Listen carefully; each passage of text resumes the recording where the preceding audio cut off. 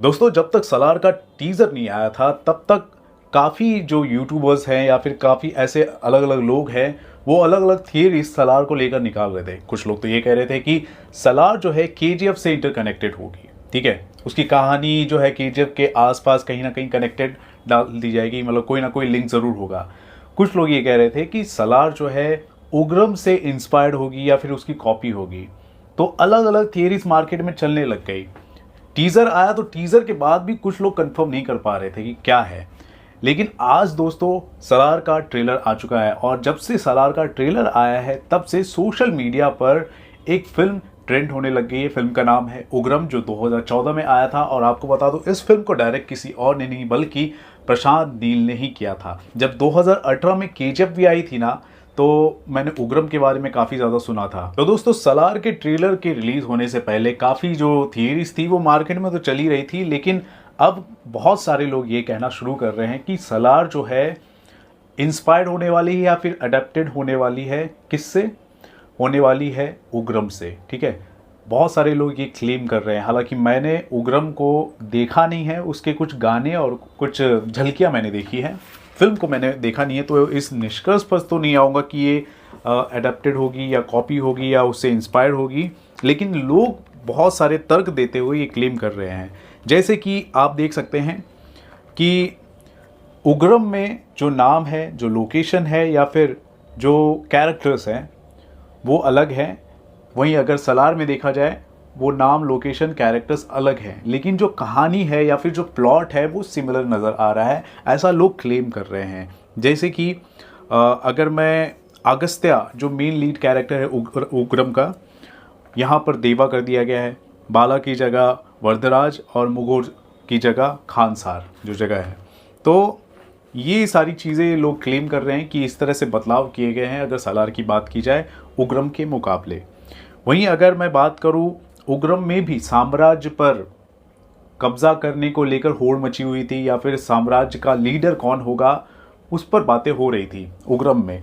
तो यहाँ पर भी आप देखेंगे, जैसे ट्रेलर आया है तो ट्रेलर से ये पता चल रहा है कि साम्राज्य में कई लोग जो हैं, होड़ सी लगी हुई है उनकी, और वो राज करना चाहते हैं, वो बैठना चाहते हैं गद्दी पर, तख्त को संभालना चाहते हैं, क्राउन को लेना चाहते हैं, और लीडर कौन बनेगा, तो ऐसा ही कुछ है। तो सलार का मतलब भी लीडर है। और उग्रम की अगर मैं बात करूं तो उग्र और निडर, तो दोनों ही जो नाम है, टाइटल है, कुछ ना कुछ कहीं ना कहीं कनेक्टेड नज़र आ रहे हैं अगर उग्रम और सलार की बात की जाए। तो ये सारी बातें चल रही हैं। अगर मान लीजिए सचमुच में ये उग्रम का अडेप्टेड वर्जन होगा सलार, तो मेरे ख्याल से कोई ज़्यादा असर नहीं पड़ने वाला। ख़ास तौर पर तेलुगु और हिंदी मार्केट में बिल्कुल भी असर नहीं पड़ने वाला। गिन के 50 से 60 लोगों ने हिंदी में देखा होगा और कुछ लोगों ने तेलुगु में देखा होगा। मैं गिन के बता रहा हूँ। बाद में कुछ टाइम पहले हिंदी डब वर्जन पता नहीं था या भी नहीं था, लेकिन बहुत ही कम व्यूवर्स हैं जिन्होंने उग्रम को देखा हुआ। तो इसका हार्डली कोई इफेक्ट पड़ सकता है सलार के बॉक्स ऑफिस कलेक्शन की अगर बात की जाए, मार्केट की अगर बात की जाए, मार्केट कैप्चरिंग की बात की जाए, तो ज़्यादा कोई असर पड़ने वाला नहीं है। अगर कोई चीज़ असर कर सकती है सलार को, तो वो है डंकी का पावरफुल होना। डंकी का कंटेंट बहुत ही ज़्यादा पावरफुल है, तो ये हिंदी सर्किट में बहुत ही ज़्यादा डोमिनेट करेगी। अगर मान लीजिए डंकी उतना ज़्यादा पावरफुल नहीं है, डंकी को लेकर लोग जैसा कह रहे हैं वैसी फिल्म नहीं हो रही, मतलब थोड़ी सी बिलो एवरेज निकल जाती है, तब तो सलार के लिए तो रास्ता और आसान हो जाएगा। क्योंकि उग्रम को लोगों ने तो देखा ही नहीं है, उसकी कहानी से लोग परिचित ही नहीं है।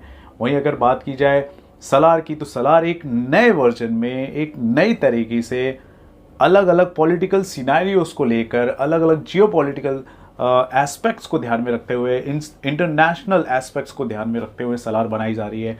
और ये बात भी हमें नहीं भूलना चाहिए कि उग्रम जो है एक पार्ट में बनी थी, एक फिल्म थी उग्रम। लेकिन यहाँ पर सलार की बात की जाए तो पहला जो पार्ट है सलार पार्ट 1 सीज फायर के नाम से रिलीज हो रही है, ठीक है। तो वो अपने आप में कुछ अलग चीज़ है, आप समझ रहे हैं। अगर उग्रम से भी अगर इंस्पायर्ड होगी तो एक हद तक इंस्पायर्ड ज़रूर होगी, लेकिन आप देख सकते हैं कि उसका नेक्स्ट पार्ट भी आने वाला है। तो कहानी में मोड़, बदलाव, चीज़ें ज़रूर होंगी।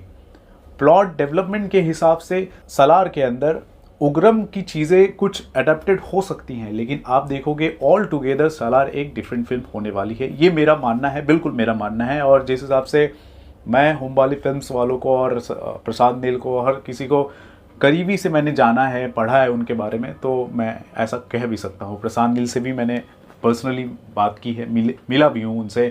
तो यही उनका मानना है कि फिल्म जो है कितना ज़्यादा अलग और कितना ज़्यादा इंटरटेनिंग ऑडियंस के लिए बनाया जाए।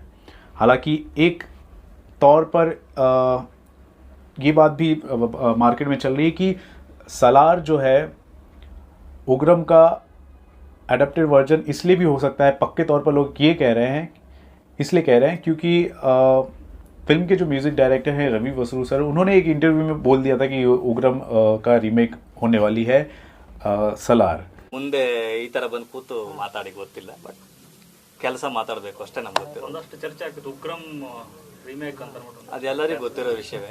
ಸೊ ಬಟ್ ಆ ರಿಮೇಕ್ ಆದ್ರೂ ಅವರು ಇವ್ರು ಹೆಂಗ್ ಮಾಡ್ತಾರೆ ಅಂತ ಅದು ನಿಮ್ಗೆ ಗೊತ್ತಿದೆ.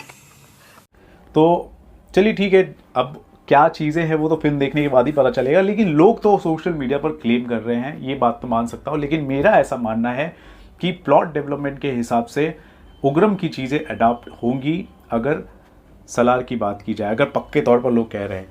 मेरे लिए तो नई फिल्म होने वाली है ऑल टुगेदर सालार, तो मैं तो सालार का बहुत ही ज़्यादा बेसब्री से इंतज़ार कर रहा हूँ और देखते हैं कि किस तरह परफॉर्म करती है ईयर एंड में। तो क्या कहना चाहेंगे इस पूरी सिनेरियो को लेकर, जिस हिसाब से बातें चल रही हैं सालार को लेकर, उग्रम से इंस्पायर्ड है या फिर अडेप्टेड है या फिर रीमेक है, क्या है, वो सारी बातें आप ज़रूर बताएं, और नहीं भी है तो भी बताएं। आप अपने कमेंट सेक्शन पर, हमारे कमेंट सेक्शन पर जरूर बताएं और देखते रहें आपका अपना channel Filmi fever. This is Ravi Gupta signing off. नमस्कार, बाय।